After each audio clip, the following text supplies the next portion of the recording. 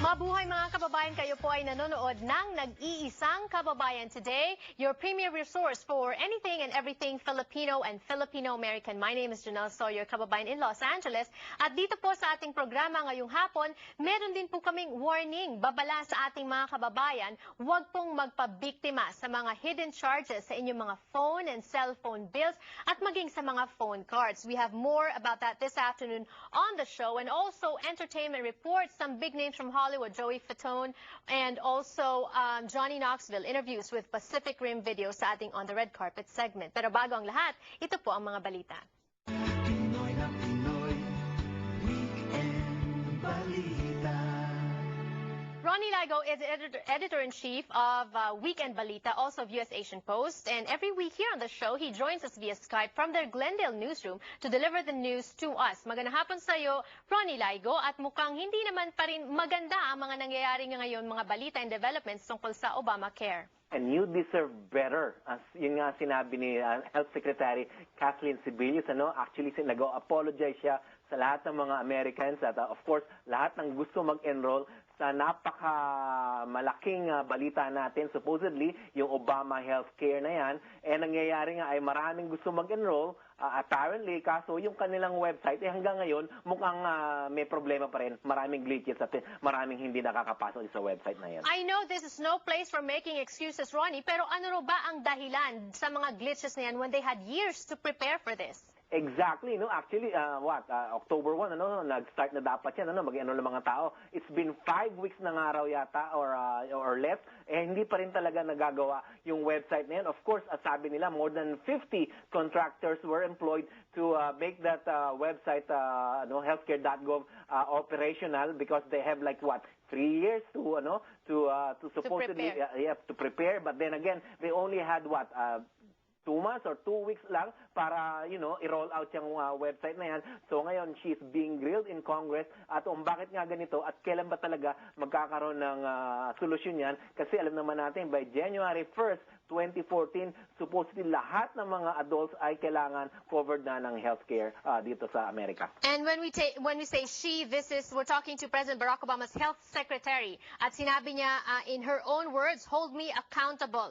I am responsible. So hopefully, in the next few days, magawa nila ng solusyon yan at we will wait for more developments about that news story. Meanwhile, Ronnie, balita naman mula sa Pilipinas, hindi raw siya magnanakaw. Wika ni Pangulong Noynoy Aquino. Actually, he ran under that platform, kasi anti-fraud and anti-corruption ng kanyang campaign, ngayon, mukhang instead na yung mga lawmakers na supposedly involved sa pork scam, yung pork barrel scam na yan, binabalikan siya. Mukhang siya rin daw ay gumagastos illegally as far as his, own pork barrel is concerned. At sinasabi naman ni President Noynoy Aquino, sabi niya, I'm not a thief. At kayo nga, itong mga involved, you are the ones who are not saying that you did not steal anything. So sabi nila, winarningan niya actually yung mga kung sino man na nagkikriticize sa kanya, na sabi niya, kayo ang habulin ko, at ako hindi ako magnanakaw, lahat ng ginastos ko ay para sa bayan at kayo ang dapat managot sa inyong mga pagkakagastos sa mga illegal na scam na ito, na pork barrel scam na ito, at you have to explain as far as you guys are concerned. Managot naman kaya si Janet Napoles Lim, na kinikilala kumbaga parang grandmother nitong pork barrel scam na ito, at sinabi ni Ben-Hur Luy na siya daw ang, ano ba yung komento ni Ben-Hur tungkol kay Janet Napoles Lim?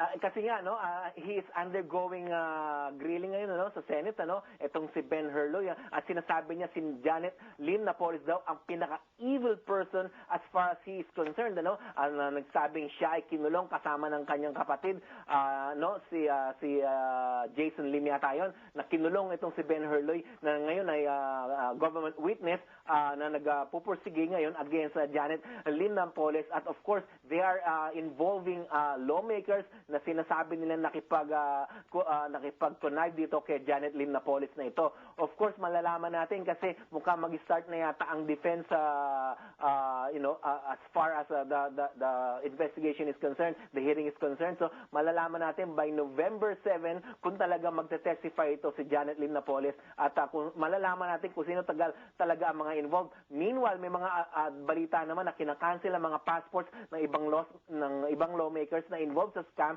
kasi nga marami na nga yata nagsialis at lahat ng mga involved yata dito ay mukhang nagsisipaw na sa ating bansa.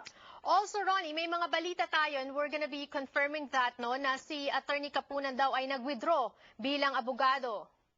Oo, no, kasi nga mukha talagang napaka-salimot, napaka-complicated ng kaso ito kasi nga not only at the powers that we are involved, at malalaman natin nga dito sa Senate hearing na ito kung ano talaga ang resulta nitong hearing ito, gaya na-report natin kanina, even the President himself is being criticized. Okay.